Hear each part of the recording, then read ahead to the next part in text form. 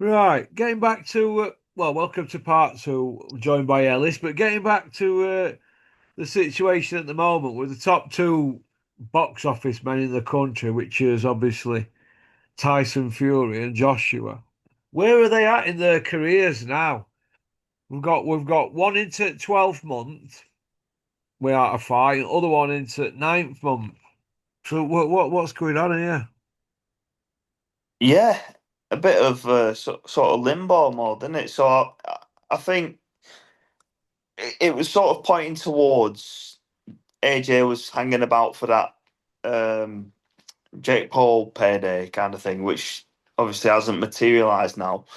Um, I think the plan was probably pick up a lot of money from the Jake Paul thing, then go for the Fury fight, pick up another load of dough in a two fight deal. Um, But now that Jake Paul thing's off the table, isn't it? So it's like we're about a year on from that Dubois loss, and it's like, I mean, are you even match fit after a year out? Like, as you like to always point out, a year's a long time in boxing, a month's a long time in boxing, isn't it? Yeah. So You're not looking after. it's yeah, it's like you'd probably need a fight before going in against Fury, wouldn't you? But then again, it's boring now, isn't it? How long do we want to string this out for? Because AJ will probably want a warm up to see where he's at. Fury will probably want a warm up to shake off the Benidorm belly and all that stuff, and then you're 12 months on again, you're 8 months on again, aren't you? So if they're going to do it, they need to get it signed, sealed, and delivered, and just get on with it. Because for the hardcores, I think it's beyond boring for us, isn't it? It's just beyond boring. It's not even got any intrigue anymore. I'm not even bothered who wins that fight. I can see an argument for AJ being slightly more finished than Fury, but Fury don't look like he looks after himself. So either of them getting knocked out wouldn't be a massive surprise to me. And no matter what happened and no matter who won, would I be that bothered? No, it doesn't really hold any sort of weight anymore because it's not the fight that we wanted 7 years, 5 to 7 years ago, is it really? Um, yeah, if they're gonna do it and get gone. That's the way I look at it, mate. Yeah, yeah, it's yeah, okay. What do you think to Andy Lee at the moment? He's riding high, isn't he? A lot of people backslapping him, aren't they? Yeah, he's the hot guy at the minute, isn't he?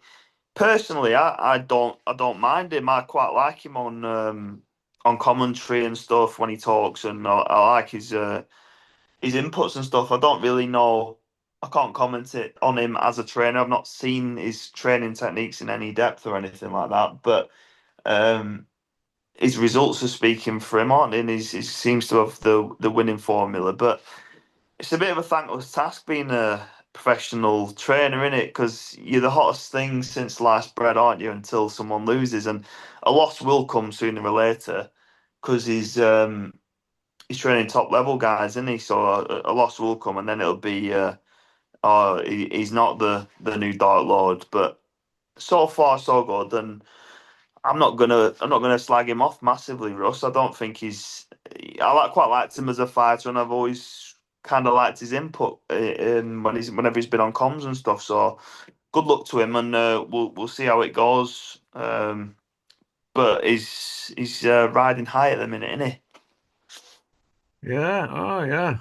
It's okay. What do you think to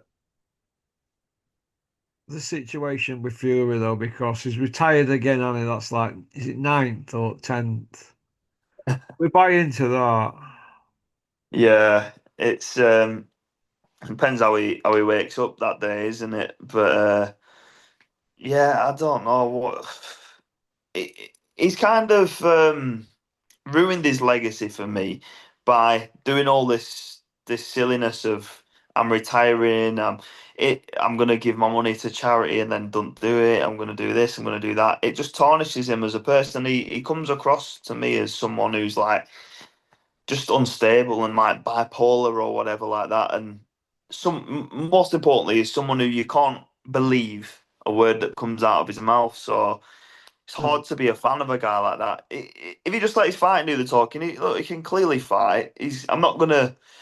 I think a lot of people in this day and age are just blind haters. They get it in their head that they hate someone, and they then sort of they're that blind with hate that they can't see that they're a good fighter. Tyson Fury is a capable fighter, and he was half decent, wasn't he, when he was flying high, and he could do a bit. And for his height, he was quite impressive. But um, his antics, then the way that he carries on, for me, he's just hard to get behind because he just spoils it with everything that he does. Like I said, he's a compulsive liar, isn't he? And that's not someone who I can sort of go all in on. You know what I mean?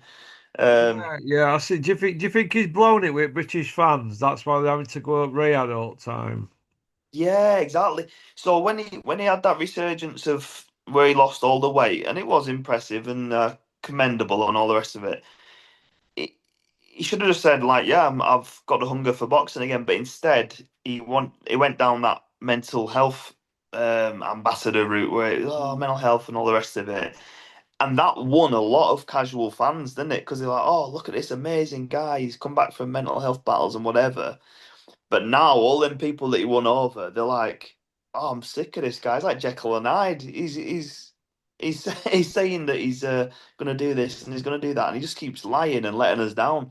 So I think you're right, mate. I think the British public have seen through Tyson Fury now, and they kind of think, this guy's a liar. So no, we're not interested in him. And I think a lot of people probably enjoyed seeing Usyk beat him because Usyk's like the polar opposite, and he sort of backs up what he says, and he's an exemplary professional fighter, isn't he? Yeah. Do you feel that it wore a bit thin with public because nowadays we don't get to hear anything about mental health, do we, or anything now that they've got the bag? Yeah, yeah, exactly. Where's the mental health talk now? It was I've got to give it to again with the standard bois. It's like with the Furies, are we the idiots because they've had it off, haven't they? Let's be honest, they've proper had it off and suckered everyone in and generated a lot of money. So that they're winning in that regard. But it's for me, it's more than pound notes and stuff like that. It's um, for me to respect you. It's don't matter how many millions you've got in the bank. Integrity plays a big part, and especially in boxing. Yeah. And you're talking role models.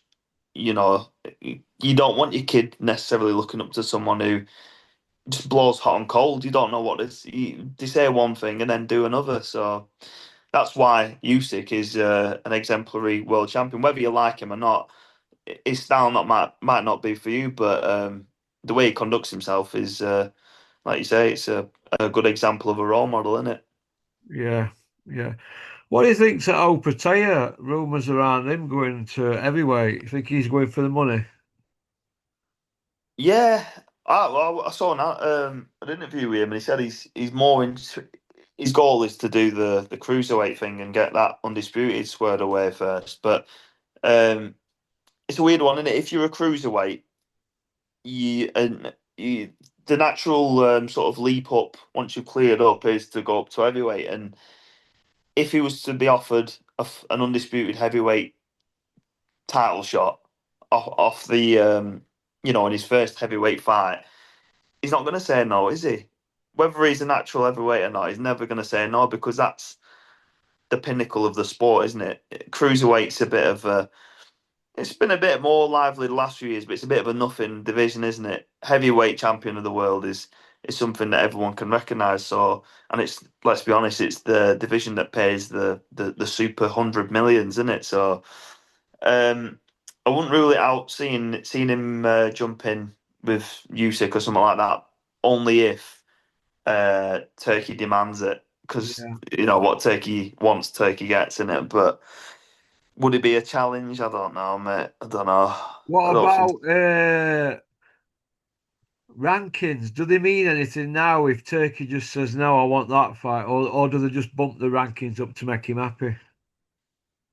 Yeah, I think that's where we're at, mate. Rankings for me haven't meant anything for a long time because you don't get rewarded. based on merit. You can get left in the dark, can't you? You can be number one contender and not get a sniff at a belt, can't you? But um, the thing with Turkey is what I have to say on the flip side is he is putting on fights that we do want to see. So as long as that continues, I can't really complain too much. But what are we doing here? Why do we have top tens? Why do we have top fives and number one rankings and stuff? It's kind of weird, isn't it? It's what's the point of rankings if you can just get leapfrogged? Yeah. Well, that's the fucking half at battle, isn't it? Mm. It's do you see Turkey staying in sport, Ellis? Yeah, I do. I do, to be honest, purely because he's invested that much time and money, and he's kind of like synonymous with boxing now. He's a big face, isn't he? I think he's solidified himself as essentially top of the tree. He's certainly because he's got all the other promoters eating out of his hand, hasn't he? So Yeah. he's top of the tree. The only way I could see him moving on is if he gets bored and like when they get bored of a toy and they want a new toy. But I think he's the reason why he's gone into boxing and not golf, cricket, rugby, whatever, any other sport. I think he likes boxing. Um, so I think he'll be around to stay, mate. Yeah, I think he'll be around to stay. He's top of the tree, and he so why would he leave?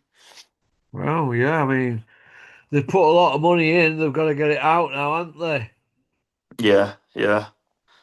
I don't see how they will though. Hey, I don't see how we'll recoup any of that money, but I don't think money's an issue for them guys, is it? tell me how many out this top 15. Right, just say yes or no if you think are finished. Daniel Dubois, No, Lawrence Okoli, no, Wardley, no. Joshua. At the top level, definitely yes, but I He's think he, finished. Fury, yeah, think he's finished. yeah, Chisora, 100%, yeah.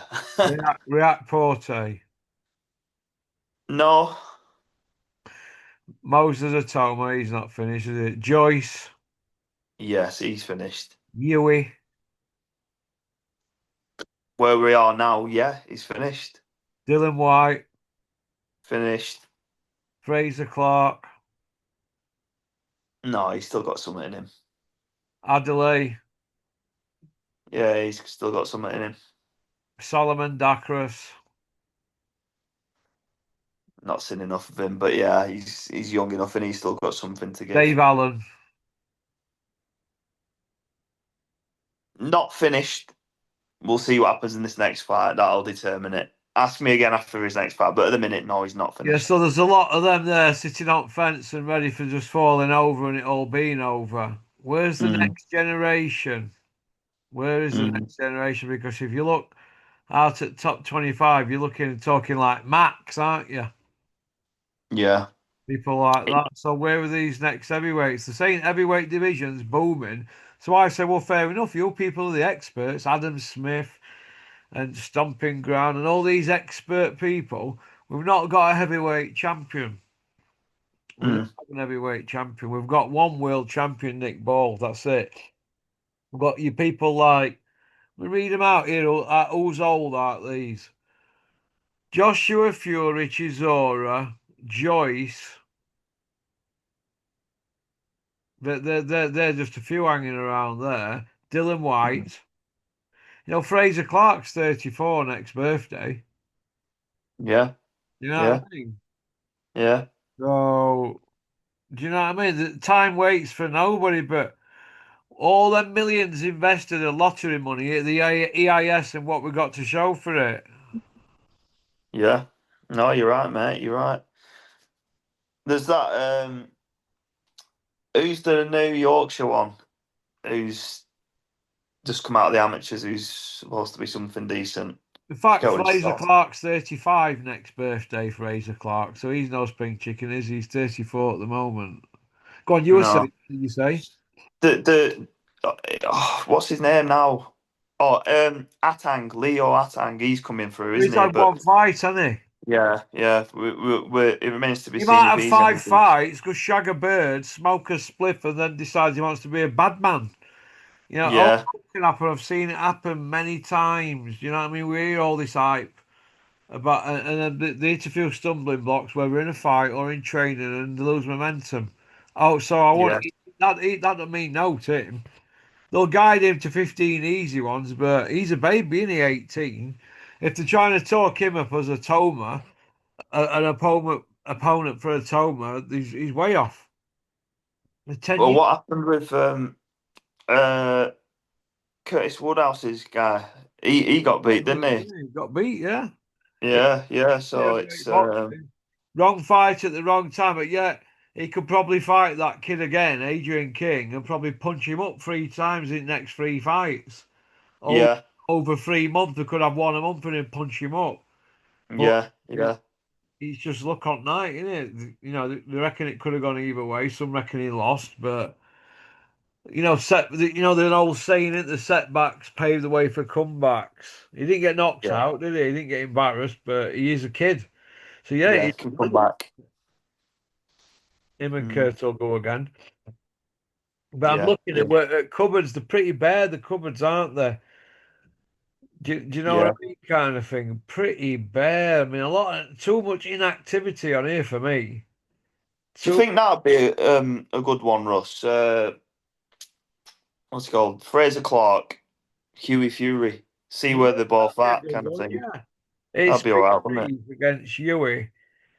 Do you know what I mean? Yeah, that'd be a good one. I'll tell you what would be a better one. Me against Charlie Parsons for all arselicking he's just done with Conor Benn in that interview. Oh yeah, I can't listen to him. He's too young for me. He's like 20 in or something, 21 maybe, So is that and he all acts like it. off then? Mm. He needs. Oh, he needs gunking in the. What's that thing on Blue Peter they used to put him in over at Cracker Jack? Gunge, In the gunge, yeah. gunge. He needs putting in the gunge, Charlie Parsons. So cringe, but I felt for him actually watching that today because Crusher Ben spoke to him like shit in that interview. And I thought, Yeah, wow, he got a right attitude on him. yeah. I don't No, know if I he's don't just like. trying to rub people up as this bad boy pimp with his Rolls Royce with a wrap on it. And you've got Charlie Sims there, Charlie Parsons, sorry, going on at 3 different times at interview, went on about Crusher's rap on his Rolls Royce. And Crusher went in to say, oh, yeah, I'll get bored cars, don't I? Oh, it were real like Mozart and, wrote, it were like watching Othello, the acting. Yeah, You know what I yeah, mean? yeah, Crusher with his fur coat on, pretending to be Lloyd Hunnigan. Lloyd Hunnigan's done the Rolls Royce fur coat thing, Crusher. yeah. He's been watching too many bad man films, hasn't Definitely. You'll see Crusher Ben. He'll have blonde hair one interview. He'll have dreadlocks the next interview. He don't know who he is. It's like he's having an identity crisis, and it's cringe. Just be yourself, mate. You've been brought up with a multimillionaire dad, and you're giving boxing a go. Fair play to you, but just be yourself. He's watching too many rap videos, too many films, like you say, and it's to the average. We are actual working men. We're watching you, and we're just it's cringing us out. So he? Yeah. I don't know. It's you can see. You can see through the when someone's not real. I buy into people that are real, and with him, it's just all fakeness to me. Yeah. Now that the dust's settled with the Atoma fight against the Can Man, all the people that were bigging it up as a 50-50, and the last thing you lose is your power, and Dillian's really up for it. All those people like Super Bean and Judge Jordan, Jug Ears Oliver, and Dillian's coming for it, and he's a dog from the streets. Oh, oh, oh, coming into Jaws music and that, and he just basically got put on button moon. Now that the dust settled, what do you think to the media that pushed this on us as a 50-50? Yeah, they do it all the time, don't they? It's a sport, boxing, where they can say have an opinion on a fight and actually convince the public to believe something that their eyes aren't seeing, and then as soon as it goes the other way, it's like fish and chip paper in it, and then it's all forgotten about, and then they're on to the next spin, aren't they? But no one actually sticks it on these guys and says, "Mate, what were you talking about? I thought Dylan was going to do this and going to do that. You said it. Your words, not mine." But they're the ones with the mic, aren't they? So they're no one's sticking it on them, are they? Only thing we've learnt since that fight is that Dean White's now changed his name to Dean Itoma. Yeah, yeah, exactly. Yeah, that might be the end of Dean White. You used to see him all the time on interviews, just waffling, didn't No, you? he's But going to be hanging around like a bad smell like Dylan. Dylan's not going to believe in boxing now. He's got his moniker. He's a gatekeeper. He can sell every fight. He could have five gatekeeper fights and be selling it as this is my chance to get it back into it big time. I'm really up for this, and I'm stronger, faster, quicker than a speeding bullet. I'm eating 2 tins of kangaroo meat now. And yeah, Dominic Ingles training me flex. You know, he could go that. So, and yeah, everybody will buy into it. All the YouTubers, the good little minions, they'll all get into place with their cameras, put all the questions that need to be asked to make it look like a 50-50 fight, and they'll keep selling it to us as Dillian's a bad dude. He's back to reclaim, whatever he had before. Not that he had it all. Vacant British against Ian Lewinson. That's his lot. That is it. That's his career. The end. But yeah, everybody bought into it with it for IFL and this bad dog stuff and this from the streets, bad boy Yardy bullshit and his fake brother and all that. And everybody bought into it and they've lined the pockets, haven't they? They've filled the boots. yeah, But when yeah. all He's said and done, what did we get, really? He had 2 left feet like an elephant. His last 7 fights, he's heavier every fight. He's throwing less. He's fainting less. He's admiring his work more when he does land because he doesn't land that often. He wants to admire it when he's landing. Who admires the work at this end of his career? You do all that in your first 5 fights, don't you? That's when you're supposed to shake that off, aren't you? Do you know what I yeah, mean? So he's admiring his work because he hardly lands and hardly fights for starters. He's inactive and he's pinching money because of a social media presence. That's the name of the game. And nobody's allowed to say anything who's got access because you'll get your press credentials took off you like me. yeah. And when people are on the tail end of the career like that, it seems that you have to give them props and say that they're an asset to the sport or whatever they keep saying. I've heard Froch saying it as well. Like he's been a what do Juggies you call said it, didn't he? Juggies it? on Been talk an ass. sport. Dylan White's an ambassador for British boxing. Yeah, there you go. Oh my God. A 4-time doper in combat sports, free in boxing. Yeah, Yeah, brilliant. Don't not paying sparring partners and all that and dodging fights and non-disclosure acts and all that. Yeah, he's been a right ambassador, Spencer Oliver. yeah. Yeah. Gobbing off at press conferences and failed drugs tests and yeah, I'd have to disagree. I don't see where they're coming from with that angle where he's been this great ambassador, not turning up and promoting the Fury fight and going ghost. Yeah, I just don't see it myself. But yeah, whatever. He's been a name, hasn't he, in the mix for the last 10 years. So that's what we can say, and he's made a lot of money. So good luck to him. But he's finished, isn't he? Completely finished. Yeah, he is. Yeah, he's finished.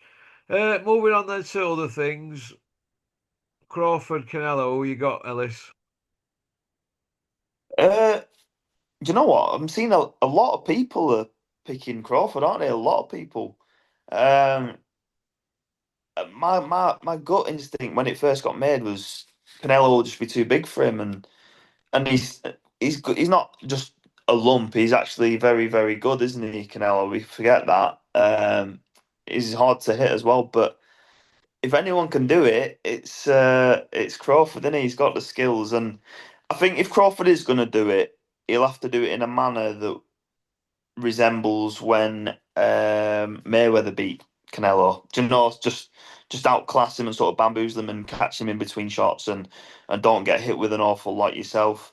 I think if the weight affects him in a negative way and he's a bit more ponderous and he's there to be hit by Canelo, I think he's in a world of pain because even getting whacked around the arms by a guy that's a much bigger puncher starts to take its toll. So yeah, as it stands now, I was Canelo, but I think I'm probably leaning towards Crawford now. Whether I'm buying into other people's opinions or not, I think he's won me over. Yeah, Well, I've got Crawford. to Crawford anyway, me, because I just think that Canelo's on slide, and I don't think he can pull trigger like he used to. That's my opinion. Yeah, yeah. I think he's lost a step a little bit, hasn't he? But it's still he's that good, Canelo, that it's still good enough to deal with most people out there, isn't it? But we're not talking about most people. He's a special future Hall of Famer, Crawford, in his own right, isn't he? So Yeah. if anyone can do it, it's someone with them kind of credentials, isn't it? So I'm excited to watch it. I'm going to watch it for sure. Oh, yeah. Yeah, definitely. Okay, we'll finish off on this one then. Anthony Yard against David Benavidez. Who you got? Benavidez, I think he's too quick and too much output. If you watch his fights, he just overwhelms people with output, and I think he'll stop Yard. Yeah, I think he'll stop him, mate. Do you think Yard's career is a bit like Dave Allen's? Is either in with killers or he's in with people that he can just blow away and not be up for? Yeah, yeah, it's a yo-yo career in it, and again, it's another one where you can sort of take yourself out of the mix and be like, "Are we the idiots?" Because he's got a fat bank account and he's done quite well. But at the end of the day, just looking at it from the outside, looking in, it could have been managed better. And that's I'll keep going back to it. That pretend Mayweather style, when you're a light heavyweight, just doesn't translate well, especially when you're a big muscle bound guy like him. It's like for me, it's you're just trying too much to look good than actually be good. He's doing too much pausing, too much posturing, Yeah. too much shoulder rolling. He's shoulder rolling shots that aren't even there. Do you know what I mean? Get stuck in and put them heavy hands on people. That's what we want to see. He's got heavy hands, hasn't he? If he just got stuck in, I think he'd have a lot more chance of doing well against Benavidez. But if he goes in there trying to be a mock knockoff Mayweather, I think he'll get punched up. Simply put, I think he'll get punched up, mate. Yeah. Hmm. Do you think that Yard might come out swingers? I'd like him to, yeah. I think it'd make for a more interesting fight if he does. Um, if he tries going long with Benavidez, it's only going one way, isn't it? But yeah, if he comes out swinging, listen, he's got a chance against any light heavyweight if he swings because he can put them together quick, can't he? And he's heavy-handed, so yeah, that is what I'd like to see. Yeah, but whether he does or not remains to be seen.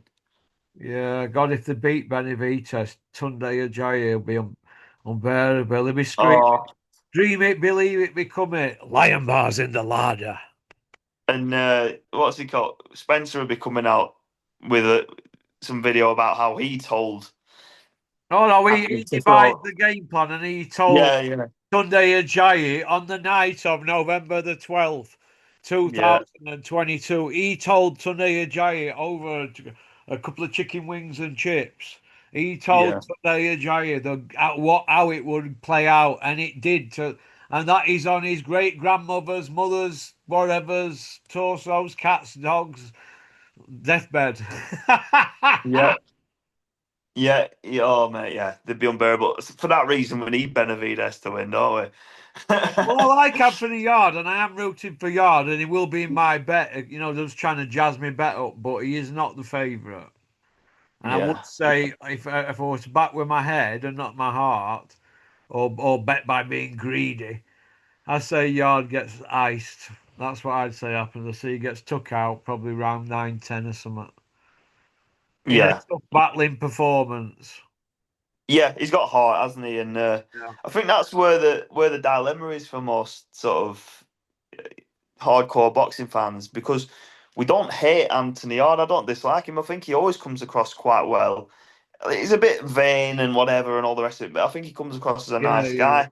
yeah. Um, it's the Tundeness and the Spencer fear on and all. Oh, it's That's Sunday. He's a cock, and there's big malt with gigantic bins, jingle, yeah, leave it become it, all that. Coming out with the yeah, Don King one-liners. yeah. That's where Yeah, it's tarnished, isn't it? yeah, But it is. yeah, Okay. Well, listen, thanks for coming on, Ellis. That's been great. Hope you're yeah, no well. problem.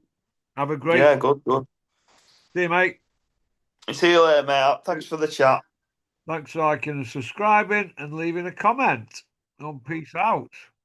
Pop up bang.